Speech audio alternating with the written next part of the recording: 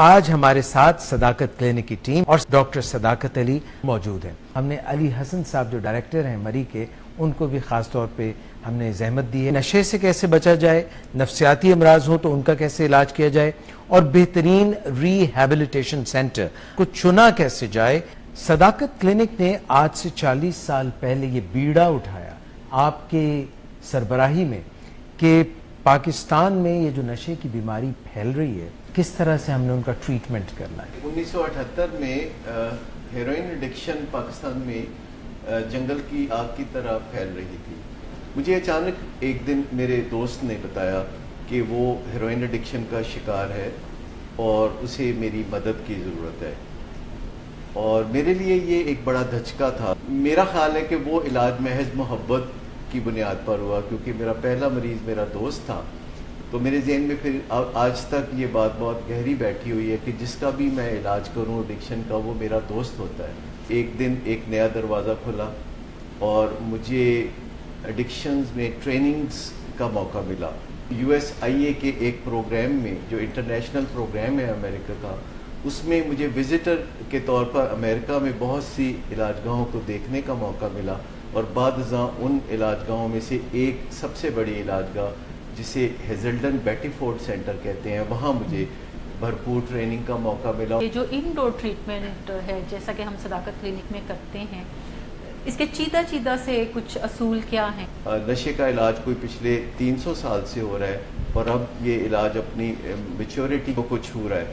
لہٰذا اس کے پرنسپلز بڑا سادہ ہیں. علاج گاہ چنتے ہوئے ایک تو فیملی کو یہ دیکھنا ہوتا ہے کہ وہ علاج گاہ چنے جو مریض کو بیمار سمجھ کے اس کا علاج کرے. جو انٹرنیشنل علاج گاہیں ہیں ان کے سرٹن اصول ہوتے ہیں، SOPs ہوتے ہیں جن کے مطابق کام کرنا ہوتا ہے، اور کوئی اپنے ذاتی SOPs نہیں بنا سکتا.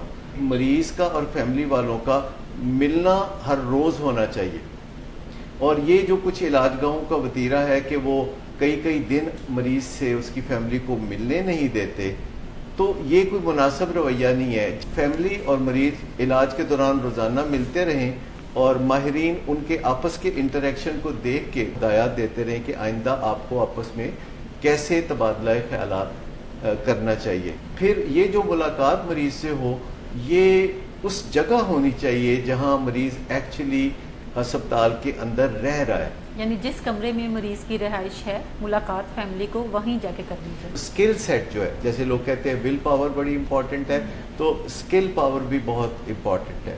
پھر دوستوں کو بدلنا، نیا سوشل کیپٹل بنانا، نئے لوگوں سے تعلقات بنانا، یہ نشے کے مریضوں کے لیے بڑا سیکھنے کا کام ہے. 12 قدموں کا ایک پروگرام ہے جو کہ ہر معیاری علاج گاہ میں جس کی عزت و تکریم ہے اور اس کے مطابق علاج کیا جاتا ہے.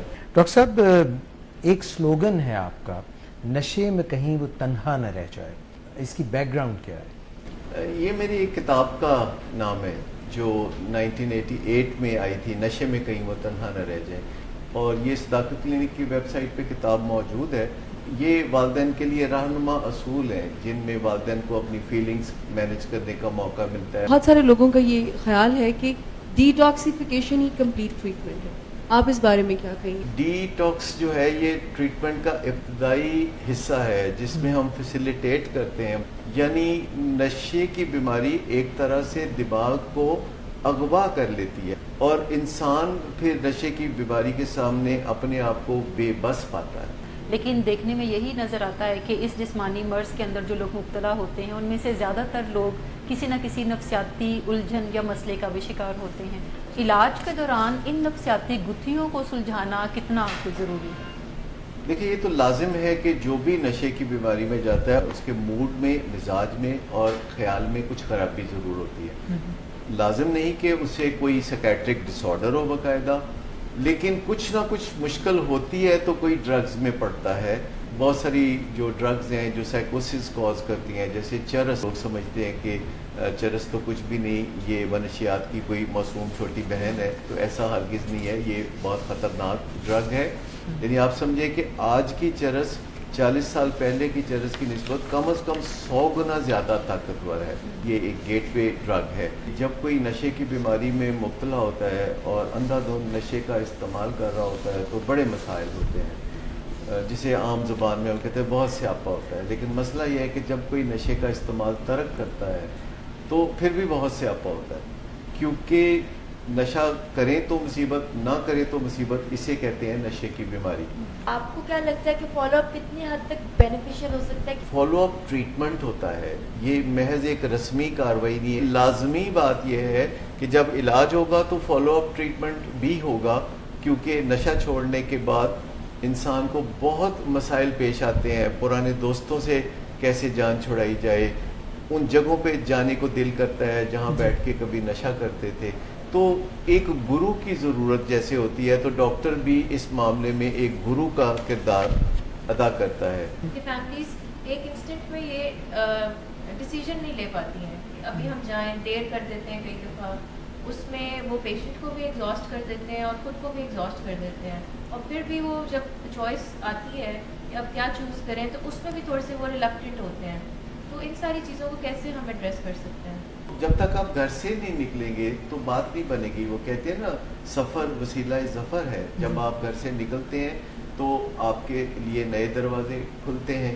جب ہم آپ کو ترغیب دے رہے ہوتے ہیں کہ علاج میں ضرور جائیں، تو اس کا مطلب ہے کہ گھر بیٹھے بیٹھے بہت نقصان ہو سکتا ہے، تباہی بڑھ سکتی ہے، پرائرٹیز بدل جاتی ہیں، لوگ شادیوں بیاہوں میں جانا چھوڑ دیتے ہیں، لوگ لوگوں کو گھروں میں بلانا چھوڑ دیتے ہیں، اور زندگی ایک سٹینڈ سٹل پہ آ جاتی ہے، حتیٰ کہ پورے اہل خانہ پر اس بیماری کا سایہ پڑ جاتا ہے۔ جس گھر میں نشے کی بیماری آتی ہے وہاں سے خوشیاں منہ موڑ لیتی ہیں، اور علاج سے میں نے نہ صرف مریضوں کی جانیں بچتے دیکھا ہے بلکہ ہزاروں چراغ جلتے ہیں جب ایک مریض جو ہے نشے کی زندگی کو چھوڑ کے بحالی کی زندگی کی طرف جاتا ہے۔ گھر میں اس بیماری کو کارپٹ کے نیچے ڈالنے سے بالکل بھی مسئلہ حل نہیں ہوگا۔ کسی بھی گھر میں جب نشے کی بیماری آتی ہے تو وہ بہت زیادہ صدمے سے دوچار ہوتے ہیں، اور اس میں بہت زیادہ شیم کا ایلیمنٹ بھی ہوتا ہے، تو لوگ گھر کی بات گھر کے اندر رکھتے ہوئے کامن سینس سے کچھ اس اپنے پیارے کا علاج شروع کر دیتے ہیں، جس میں کبھی وہ محبت کا حربہ آزماتے ہیں، کبھی نوازشیں کرتے ہیں، اور کبھی مریض کے ساتھ لعنت ملامت اور سختی کرتے ہیں، اور ایک گھر میں گورکھ دھندا سا بن جاتا ہے۔ نشے کا مریض غصہ بہت کرتا ہے، غصہ نہ کرے تو پھر لوگ اسے نشہ نہیں کرنے دیتے، سو اہل خانہ اس کے غصے کے ٹریپ میں کبھی نہ آئے۔ ہمیشہ وہ غصہ کرے تو وہ اس سے آہستگی سے ذات آرام سے بات کریں، اور جب مریض بول رہا ہو تو خود نہ بولیں، اس کے بول چکنے کے بعد جب لگے کہ وہ ایگزاسٹ ہو گیا تو پھر آپ اپنا مختصر پیغام اس کو بتا دیں کہ آپ کو بہت تکلیف ہے اس بات کی کہ وہ نشہ کرتا ہے، اور آپ اس سے توقع رکھتے ہیں کہ وہ اپنی زندگی کو بہتری کی طرف لے جائے۔ گھر میں لوگ کبھی لڑتے جھگڑتے نظر آتے ہیں، کبھی منت سماجت کرتے نظر آتے ہیں، لیکن آخر کار انہیں پتہ چل جاتا ہے کہ یہ ایک باقاعدہ بیماری ہے اور اس کے علاج کے لیے انہیں ماہرین سے رجوع کرنا پڑے گا۔ ہمیشہ اپنے مریض کے ساتھ محبت، احترام اور ایک ٹھوس رویے کے ساتھ آگے بڑھیں، اور اسے علاج تک پہنچانے کی جدوجہد کریں۔ اس سے یہ تقاضا کرنے کی بجائے کہ وہ نشہ چھوڑ دے، اس سے یہ تقاضا کریں کہ وہ مدد کے لیے تیار ہو جائے، وہ علاج کے لیے تیار ہو جائے، تو میں سمجھتا ہوں کہ اس سے آگے آپ کے خاندان میں روشنی بکھرتی ہے، گھر ٹوٹنے سے بچتے ہیں، اور گھروں میں امن و سکون آتا ہے۔ جب آپ علاجوں کو دیکھنا شروع کریں گے، جب آپ امکانات پر بات کریں گے، جب آپ تبادلہ خیالات کریں گے ماہرین کے ساتھ، تو آپ کو رستہ سجائی دینے لگے گا۔ فیملی کو ہم نے بتانا ہوتا ہے کہ مریض کے ساتھ عزت اور محبت سے پیش آئیں، لیکن اس کا مطلب یہ نہیں کہ آپ مریض کی باتیں مانیں، آپ مریض کی صرف وہی بات مانیں جو درست ہے، لیکن اس کے ساتھ رویے اچھے رکھیں، عزت اس کی خراب نہ کریں، کیونکہ یہ بات کہ مریضوں کی بھی عزت ہوتی ہے، یہ بات جتنی جلدی فیملی سمجھ لے اتنے اچھا ہے، اگرچہ کہ مریض اپنی عزت کو خراب کرنے کے لیے کئی ایسے کارنامے کر چکا ہوتا ہے جس سے کہ فیملی بہت دل گرفتہ ہوتی ہے، اور اس کے ساتھ بات کرتے ہوئے نہ لال پیلے ہونے کی ضرورت ہے، نہ صدقے والی جانے کی۔ اور جب وہ ماہرین سے رجوع کرتے ہیں تو پھر بھی فیملی اپنے فرائض منصبی سے فارغ نہیں ہوتی، کیونکہ پیشنٹ نے واپس ان کے پاس جانا ہوتا ہے۔ تو جس طرح اہل خانہ سوچتے ہیں کہ ہم اپنے مریض کو محفوظ ہاتھوں میں دیں، پھر علاج کا بھی مریض کو رخصت کرتے ہوئے یہ سوچتی ہے کیا فیملی اتنی محفوظ ہو چکی ہے اپنے رویوں کے اعتبار سے کہ وہ اپنے مریض کی بحالی کو قائم و دائم رکھ سکیں۔ کچھ لوگ مدد حاصل نہیں کرتے، حالانکہ ان کے گھر میں ساری پرابلمز ہوتی ہیں جو آپ نے فرمایا. تو ایسے لوگ کیسے کیا کریں؟ دیکھیں پہلی سٹیج پہ تو ایون آپ کو گھر سے باہر جانے کی ضرورت نہیں. آپ انٹرنیٹ پہ جائیں، گوگل پہ جائیں، آپ صداقت کلینک کی ویب سائٹ پہ جائیں، اردو میں مکمل معلومات ہے، مکمل مدد موجود ہے. اور پھر اگر وہ صداقت کلینک کال کریں اور کوئی مشورہ کرنا چاہیں تو ماہرین ہر وقت موجود ہیں. ان کی کال کے جواب میں انہیں فوری سچویشنل مشورہ یا جو مشورہ ان کو اس وقت درکار ہے وہ ان کو مل جائے گا. مری سینٹر ہمارا سینٹر آف ایکسلنس ہے، اور حیرت انگیز طور پر جو پاکستانی سیٹلڈ ہیں برطانیہ میں اور یورپی ممالک میں اور امریکہ میں، تو وہ اپنے اہل خانہ کو جب کبھی انہیں ایڈکشن کا سامنا ہوتا ہے تو وہ بہت آسانی محسوس کرتے ہیں واپس انہیں پاکستانی کلچر میں علاج کے لیے بھیجتے ہوئے. اور اب تو بڑی آسانی سے جو پیشنٹس ہمیں یو کے سے آتے ہیں، لنڈن سے آتے ہیں، تو اسکائپ پہ ان کی فیملی کی کاؤنسلنگ ہوتی ہے، اسکائپ پہ ملاقاتیں ہوتی ہیں. زندگی آپ کو پتہ ہے کہ بہت آسان ہو گئی ہے. مری کلینک جو ہے یہ ایک بہت بڑا ہال مارک ہے صداقت کلینک ایکٹیویٹی کا. میں آپ سے علی حسن صاحب یہ جاننا چاہوں گا، مری کا جو سینٹر ہے اس کے متعلق تھوڑی سی معلومات ہمیں دیجیے. جی، یو کے سے، یو ایس اے سے جو ہمارے پاس پیشنٹس آتے ہیں علاج کے لیے، ان کو جب ہم ڈی ٹاکس پروسیس سے گزارتے ہیں، پلس ان کی کاؤنسلنگ ہوتی ہے، and it's not just the medication, وہ پورا ایک ماحول ہے. وہاں پہ انڈور گیمز کی فیسلٹی ہے، پھر واک پہ لے کے جاتے ہیں پیشنٹ کو. سو گریجولی جو کانسیپٹ ہے ریہیبلیٹیٹ کرنے کا، کہ دوبارہ سے فنکشنل زندگی کی طرف جانے کا، وہ جگہ بیسٹ سوٹ کرتی ہے. پھر ایسے ہوتا ہے کہ جو پیشنٹس یہاں سے ٹھیک ہو کے ان کی فیملیز ان کو لے کے جاتے ہیں، فردر وہی فیملیز آگے بھی پیشنٹس ہمیں ریفر کرتے ہیں. نشے کی بیماری میں مدد ضرور حاصل کرنا چاہیے. جیسے کہ پاکستان میں اب 2 نسلیں صداقت کلینک کو دیکھ چکی ہیں، یعنی یہ اتنی تجربہ کار علاج کا ہے، تو آپ صداقت کلینک سے لاہور، کراچی اور مری میں مدد حاصل کر سکتے ہیں.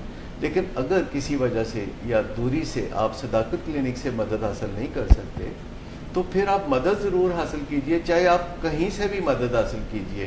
نشہ آخر آپ کے گھرانے کا مقدر کیوں رہے؟